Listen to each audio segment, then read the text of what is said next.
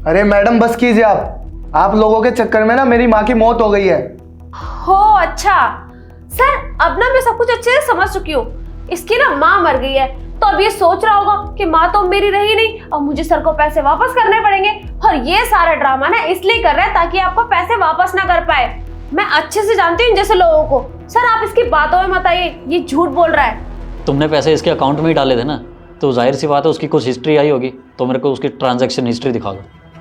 Sir आपको तो पता है कि अकाउंट डिपार्टमेंट में कितनी ट्रांजैक्शन होती है। अगर अब मैं एक ट्रांजैक्शन ढूंढने बैठूंगी पता नहीं कितने दिन और कितना टाइम लग जाएगा। सर मेरा टाइम ना वेस्ट होगा। और कहाँ आप इसकी बातों में आ रहे हो? आपको तो अच्छे से पता है ना कि मैं आपकी कंपनी के अकाउंट डिपार्टमेंट में काम करती हूँ और मुझसे तो कोई गलती हो ही नहीं सकती है क्योंकि मैं पूरा अकाउंट संभालती हूँ। सर इसकी बातों में आप मत आइए।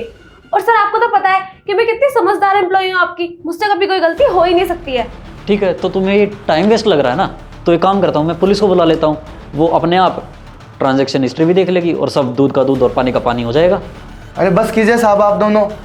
साहब अगर मैडम कह रही है ना कि मैंने पैसे खाए हैं तो खाए हैं। और रही बात पैसों की, आपके पैसे मैं अगले महीने की 1 तारीख को दे दूंगा, वो भी सूद समेत। अब माफ़ कीजिए मेरे को, जाने दीजिए यहाँ से। रुको, कहीं जाने की ज़रूरत नहीं है। ये बोल रही है ना कि इसने पैसे भेजे हैं, तो उसकी जांच करनी भी ज़रूरी है।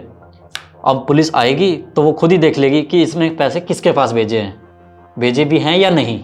देखो दीपिका, तुम्हारे पास आखिरी चांस है, यहाँ तो सब सच सच बता दो, वरना मैं अभी पुलिस को फ़ोन कर रहा हूँ। नहीं सर, प्लीज़ आप पुलिस को मत बुलाइए, मैं आपको सब कुछ सच सच बताती हूँ। ये सच बोल रहा है और मैं झूठ बोल रही हूँ। सर जो आपने पैसे दिए थे उन पैसों को देख के मुझे लालच आ गया था। फिर मैंने सोचा कि अगर मैं पैसे नहीं भी दूंगी तो क्या ही हो जाएगा। वैसे भी ये लोग तो गांव में रहते हैं और गांव में तो आए दिन कोई ना कोई मरता रहता है। अगर इसकी माँ भी मर जाएगी तो क्या ही हो जाएगा।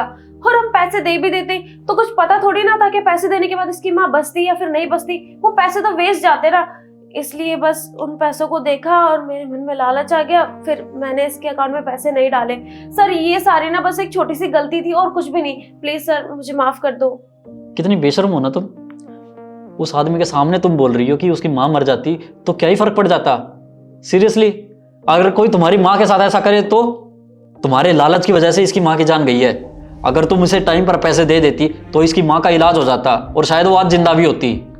और बात यहीं तक खत्म नहीं होगी, मैं तुम्हें अभी के अभी फायर कर रहा हूँ। और फायर ही नहीं, मैं तो तुम्हारे खिलाफ पुलिस कंप्लेंट भी करूंगा ताकि तुम्हें तुम्हारी गलती का एहसास हो कि तुमने कितनी बड़ी गलती करी है।